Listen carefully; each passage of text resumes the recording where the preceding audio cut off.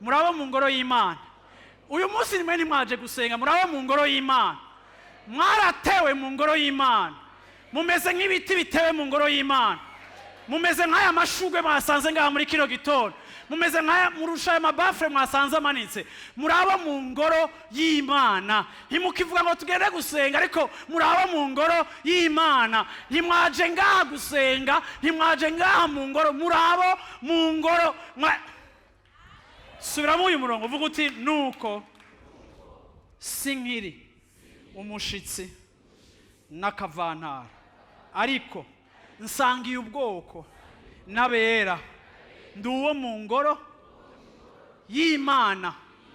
Bantu b'Imana, dukosorere iki kintu. Nimwataha ntimuvuye ngo muvuye mu nzu y'Imana, kuko mwebwe murabo murayivamo. None mwoyivamo, hari ahandi muri. Ni ukuvuga rero ngo aho muri hose mugomba kumenya ngo dutwe turabo mu ngoro y'Imana. Yesu ashimwe. Ayandi magafe muza kujamo yose nimba ari amagafa, ntiwibagire ko uri uwo mu ngoro. Yesu ashimwe.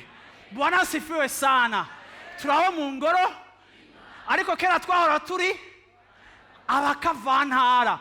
De l'étranger à l'enfant de la maison.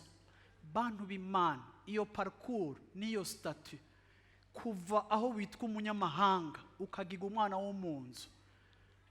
Yesu aragahezagirwa. Izina ryiwe riragahezagirwa. Yesu ashimwe cyane. Izina ryiwe riragahezagirwa. Yesu ashimwe cyane.